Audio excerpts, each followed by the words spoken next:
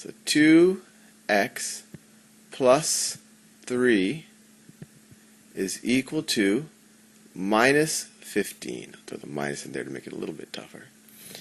So the first thing we want to do whenever we do any linear equation is we want to get all of the variable terms on one hand side of the equation and all of the constant terms on the other side. It doesn't really matter, although I tend to get my variables on the left hand side of the equation.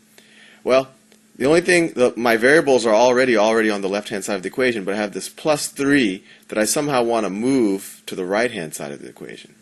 And the way you can put it in quotes, move the 3, is I could subtract 3 from both sides of this equation. And look at that carefully as to why you think that works. Because if I subtract 3 from the left-hand side, clearly this negative 3 that I'm subtracting and the original 3 will cancel out and become 0. And as long as I do whatever I do on the left-hand side, as long as I do it on the right-hand side as well, because whatever you do on one hand side of the equal side you have to do on the other, then I'm making a valid operation. So this will simplify to 2x, because the 3's cancel out, they become just 0, equals minus 15 minus 3. Well, that's minus 18. And now we're just at a level 1 problem. And you can just multiply both sides of this equation times the reciprocal on the coefficient of 2x. I mean, some people would just say that we're dividing by 2, which is essentially what we're doing. I like to always go with the reciprocal because if this 2 was a fraction, it's easier to think about it that way. But either way, you either multiply by the reciprocal or divide by the number. It's the same thing. So 1/2 times 2x, well, that's just 1x. So you get x equals, and then minus 18 over 2. And minus 18 over 2, well, that just equals minus 9.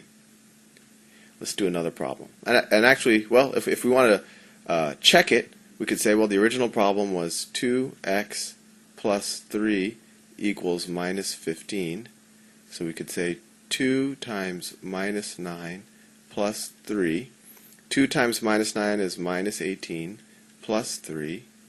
Well, that's equal to minus 15, which is equal to what the original equation said. So we know it's right. That's the neat thing about algebra. You can always check your work.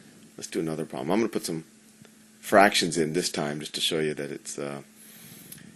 it can get a little bit hairy. So let's say I had minus 1/2 x plus 3/4 is equal to 5/6.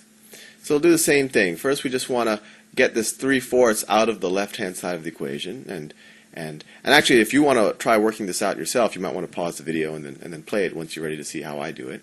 But anyway, let me move forward, assuming you haven't paused it. If we want to get rid of this 3/4, all we do is we subtract 3/4 from both sides of this equation. Minus 3/4.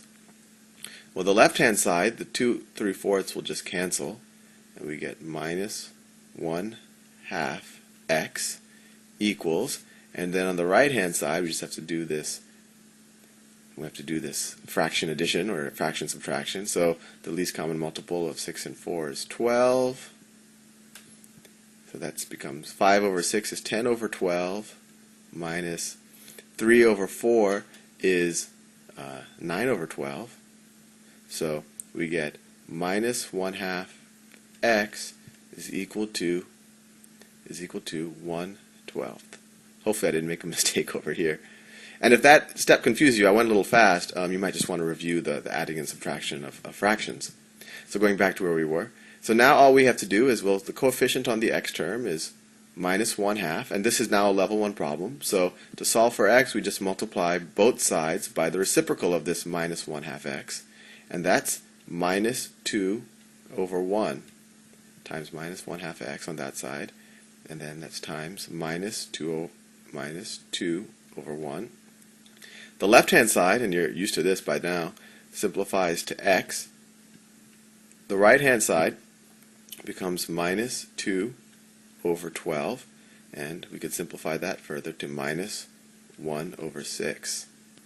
Well, let's check that just to make sure we did the right, we got it right. Okay, so let's try to remember that. Minus 1 over 6, and so the original problem was minus 1/2 x, so here we can substitute the minus 1 over 6, plus 3/4. I just wrote only the left-hand side of the original problem.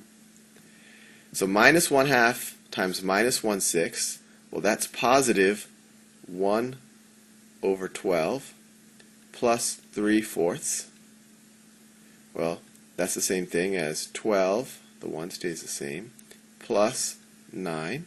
1 plus 9 is 10 over 12, and that is equal to 5 over 6, which is what our original problem was. Our original problem was this stuff I wrote later. So it's 5, 6.